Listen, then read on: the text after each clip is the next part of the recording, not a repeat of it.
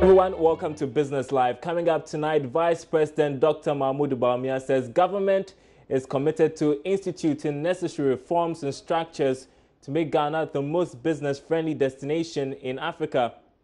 Also coming up tonight, the Central Bank of Ghana says it will soon take a decision on some banks going through financial challenges and have resorted to liquidity support from the central bank.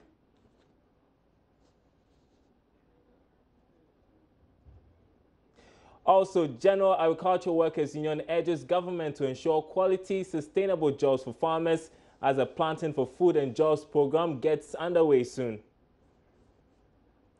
My name is Darryl Kwal. Thanks for joining us. Details in a moment.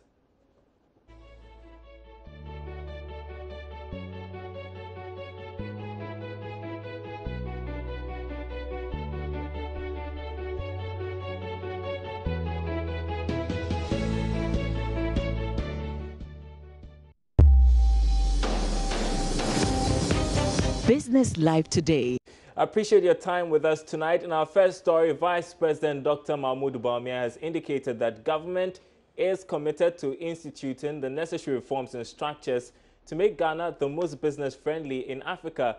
Ghana made some marginal progress in improving the environment for doing business, according to the latest World Bank Ease of Doing Business report.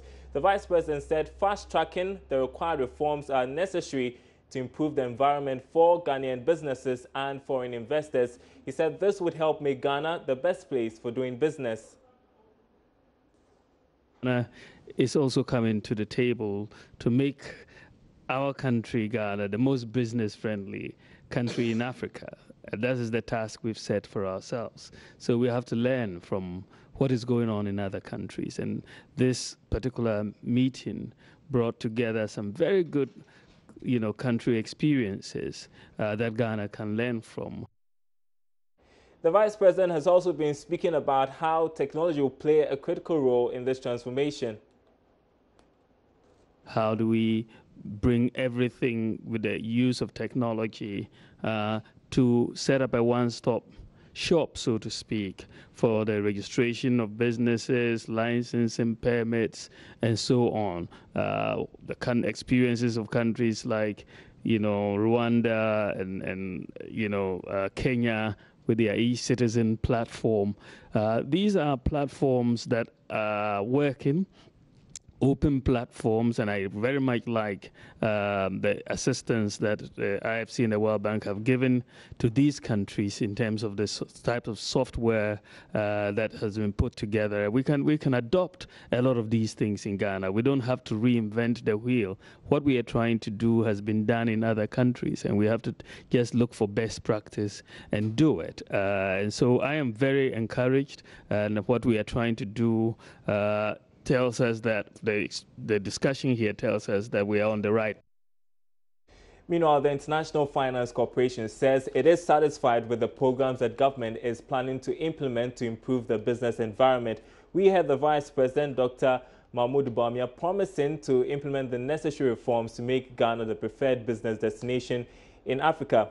Ghana is currently ranked 9th in the Africa region, or on the continent of Africa, coming after countries like Lesotho and Zambia, with Mauritius being the best place for doing business in Africa. However, there have been concerns about government's commitment to addressing the numerous concerns affecting the growth of business in Ghana. But speaking with Joy Business in Washington, D.C., IFC Vice President Ethiopis Tafara said the reforms taking place so far in Ghana are encouraging. That they see having achieved the kinds of reforms and the kind of progress in terms of private sector developments and looking to use those examples and apply them in the Ghanaian context. And we, as the IFC, have been involved in working with these other governments and instituting reforms that have led to a more friendly business environment. So I think the success of these other countries suggests that it is a smart strategy to actually try and apply those in the Ghanaian context as well. As you know, there was an interesting presentation here that, moving up the rankings also depends on what others are doing. I don't think the focus should be so much on moving up the rankings, but improving the business environment. And, you know, when you work on improving the business environment, you inevitably, organically will move up the rankings. But, you know, the objective is not simply to move up the rankings. It's actually to change the environment in which business operates, to make it friendlier and make it more conducive for business. In other news tonight, the Bank of Ghana says it will soon take a decision on some banks that are said to be going through some financial challenges and have resorted to liquidity support from the central bank. Joy Business understands that some commercial banks are in serious financial distress because significant portions of their loans have gone bad. Governor of the Bank of Ghana, Dr. Ernest Addison, disclosed this to newsmen in Washington, D.C. George Rafi has more. New Central Bank Governor Dr. Ernest Addison, the decision on these banks could be reached in the next few weeks. In terms of the alignment of the policy rates with the interbank market, we have seen that the alignments there have more or less also taken place. So we expect to see better transmission of the monetary policy rate, you know, to the rest of the banking system. The government, if you look at the discussions of the fund, the government is committed to the medium-term framework that we have in place. That medium-term framework includes a vision of having a single-digit inflation at 8 plus or minus 2% over the medium term. So we are looking at that for 2018, 2019. For 2017, the target is at 11.2. On the Ghana city, the governor noted that measures being implemented right now will stabilize the local currency.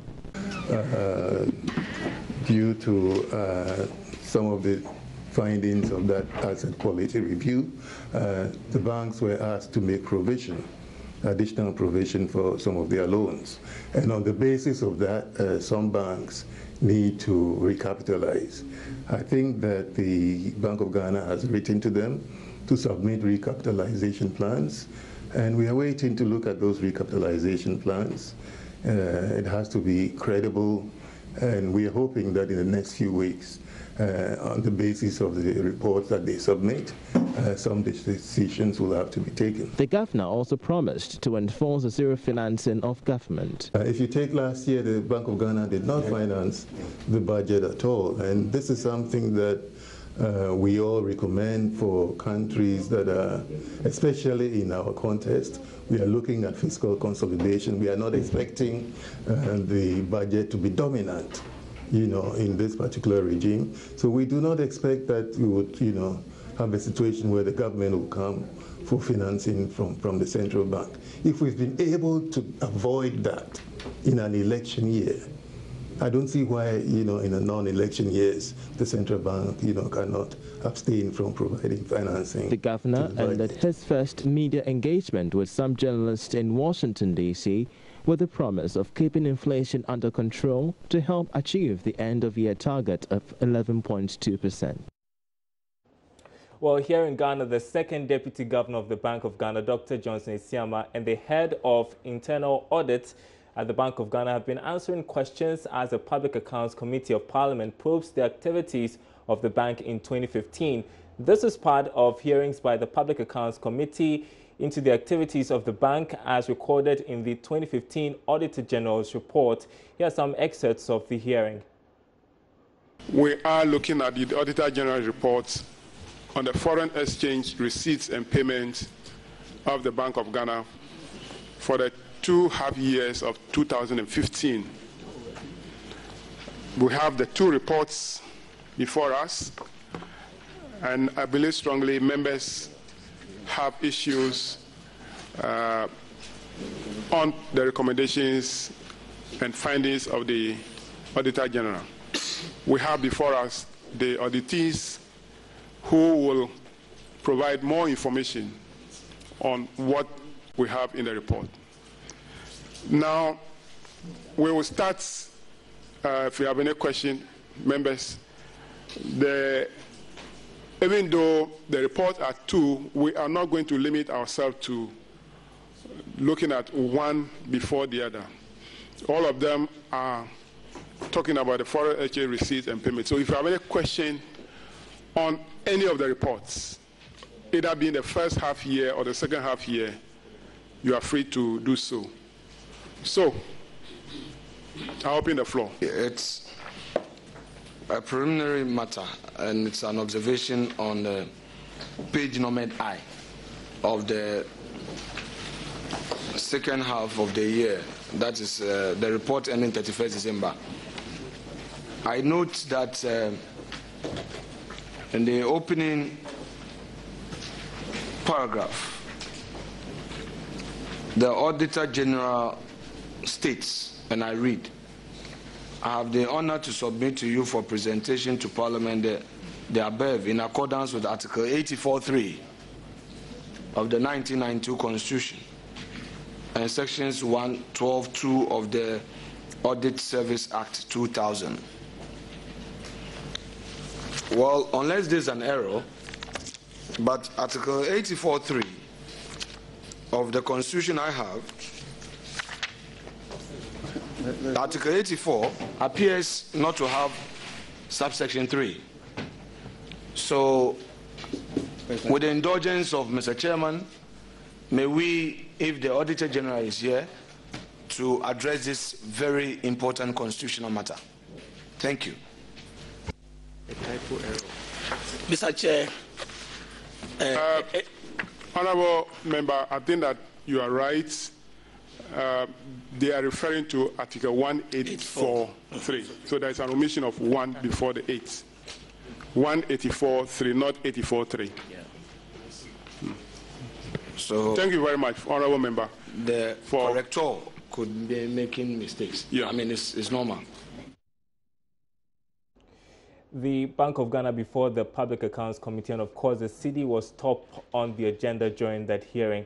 We are moving on now, and businesses across the country are pressing for government to allow more private equity firms tap into the resources of Export-Import or Exim Bank. This, they argue, would make the bank more efficient in its operations as the only government agency resourced to provide direct financial support to the private sector. The Exim Bank was established last year to provide cost financing to export companies to not only boost their operations but also the country's export earnings. The chief executive of the Private Enterprise Federation, Nana Osei-Bonsu, however, explains to Joy Business the current operations rather leave much to be desired. Does it, as a private sector, doing business domestically without any import or export orientation involved? That is an angle that we got to look at. Is it going to be done with private equity angle that was supposed to be, window supposed to be created? Now that private equity angle was supposed to expose or allow window of opportunity for private equity firms to also go take their resources and invest. But no, it's done, what I understand, is done that they're using one private equity firm to do the investment. We wanted that kind of openness, but it hasn't happened. So what I think is, let's open it up, review the entire legislation, institutional structure, and see how we can enhance what they do and increase the resources that they gain, because it's the only agency that can assist the private sector. He adds a lot more supervision from institutions other than the finance ministry is also critical going forward. There's a disagreement on the fact that these institutions are not supervised. Now, if it's Ministry of Finance, what kind of supervision do they have? There's a minister, the Act, I think, says the minister can issue a directive and the board has to comply. Then the independence of the board is compromised. Then the minister is going to run it. No, you don't have that. The minister can maybe review activities and challenge and all that, but the minister should not fiat a policy statement, directive, and they have to, comply. So those are the things that we have to look at in the Act to make sure that that it's going to serve a useful purpose to empower the private sector with the resource and the technical support that we need to enable the Ghanaian private sector to to do business. The Association of Ghana Industries, AGI, has already emphasized the need for governments to run the Exim Bank like a private entity rather than another public entity if it is to achieve its goal. Illegal mining activities have dominated media reports in the first 100 days of the Akufo-Addo government. Now, concerns have been raised about the long-term effects on the environment, agriculture, habitat, and livelihoods as a whole. Now, a 3-week ultimatum for a temporary ban on the menace ended last week. But how has this shaped the first 100 days of this government? JoyNews' Maxwell Kudako has been talking to some Galamsey communities in the Chebi area of the eastern region to find out more. I'm at a typical Galamsey site. Able-bodied youth, mostly men, turn up muddy soil while the women provide less labor-intensive services as fetching water for the washing of retrieved gold. In many places like here, muddy waters from this activity has ended up in the river or main source of drinking water body in these communities, while pits are left open after mining, leading to the loss of lives. Michael is a small-scale miner at Chebi Esikem in the East Achin municipality of the Eastern region.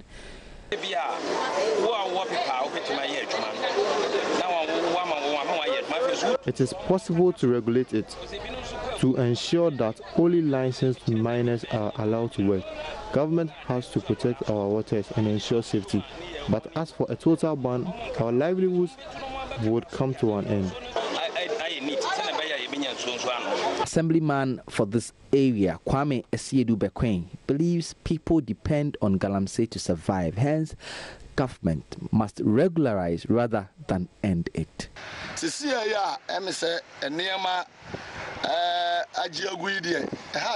Now that the Galamsey is no more, we are scared for a rise in crime. Even me, I was doing Galamsey before I became an assemblyman. There are no buyers for the reader here. I used to employ more than 700 people. Now they are all gone. So I want the government to tread cautiously. If he ends this job, then he has to give us an alternative.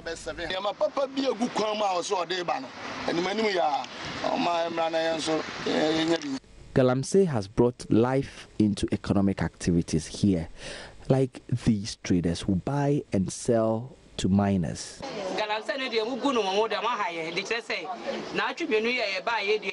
For the past 2 weeks, we do not have buyers. I think the government has to regulate so we can protect the waters. Ending it completely would be very bad for us all.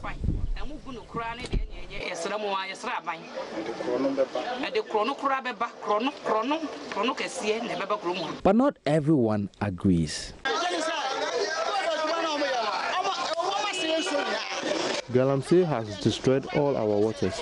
Now we are even battling mosquitoes. Before Galamsey came, we were eating, so government should end it for us.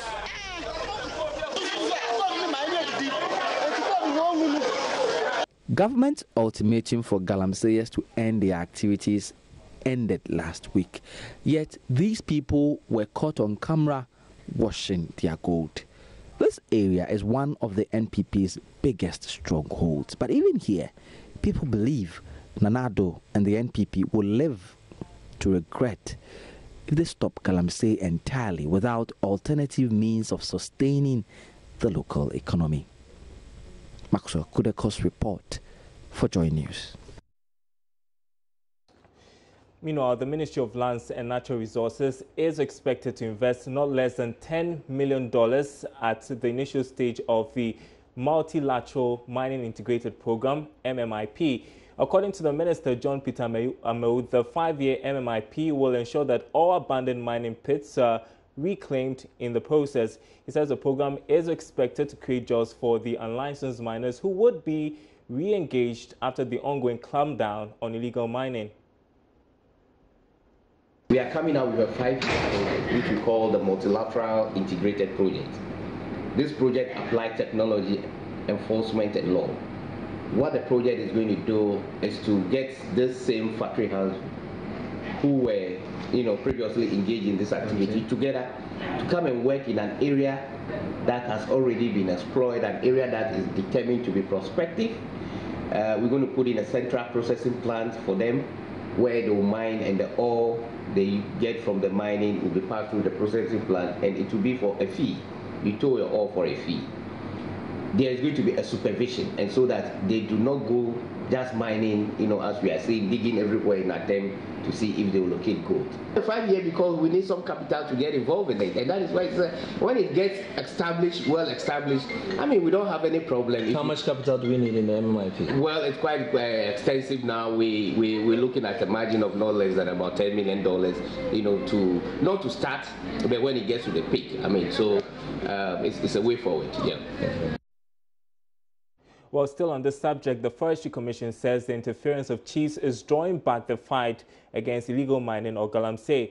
Now, as you may be aware, government has intensified a clampdown on illegal mining operators. Regional Assistant Manager Isaac Nobelishan says interference from chiefs and opinion leaders must be addressed. Speaking with Love FM's David Akwete, Isaac Nobelishan said despite the intrusion, the Commission is making progress in dealing with culprits. Mr. Ishan praised the Chief Justice for establishing 14 more courts to deal with the menace. Going to the ordinary courts or other courts where all manner of cases are held, causing delays in some of our mining cases, it kind of discourages us, because by the time that the case would be called, the officer who is in charge might be engaged with something somewhere. So if there are courts dedicated for carrying out or trying illegal mining issues, I believe it would readily facilitate our efforts in trying to deal with this menace. If even for a period, I believe it would help, because the little assistance that we've got from some courts, it's made a lot of impact. It's about 2 days ago, we received a report from one of our officers that they had a delegation of chiefs and some opinion leaders from a certain community coming to him because they've heard that they are prepared to come and raid individuals who are carrying out illegal activity or illegal mining in their area, But the officer stood his grounds and then went and carried out the operation, and he was able to arrest some people, and they are in court right now. If opinion leaders, if elders in society would not interrupt. You're watching Business Live. We are taking a short break. We'll be right back. Business Live today. Welcome back. Time to bring you our interview of the day. And the implementation of the Planting for Food and Jobs initiative continues to attract some concerns from agricultural stakeholders who believe the success of the program will largely depend on how it is approached by government. One school of thought thinks it should be done with the express involvement of peasant farmers, while some also think that equipping existing agric extension officers to perform effectively will be the best solution. The General Secretary of the General Agricultural Workers Union, GAU, that's Edward Carraway, has been speaking with Joy Business and sheds some insight into best practices for the success of this landmark project.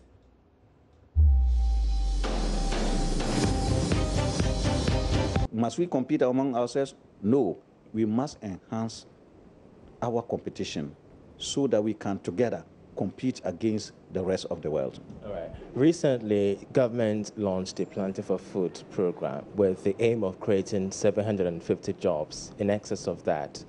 Speaking from an expert point of view, do you think this amount could be achieved? Well, what I am hearing is that 750,000 jobs. Then when we probe further, they say, look, those jobs will be both direct and indirect.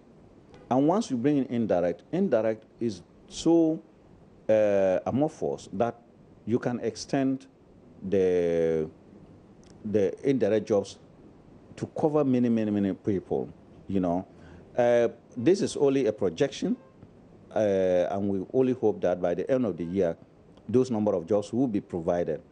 Again, as a union, we just don't stop at providing jobs.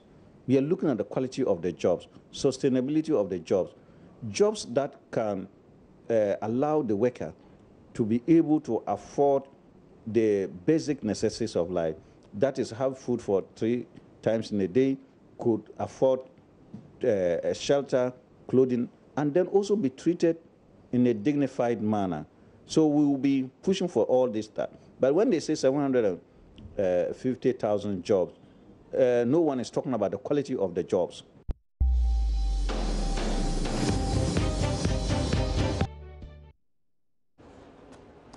Time to go. There's more news on our website, myjoyonline.com/business. My name is Daryl Kwa. We are back same time tomorrow.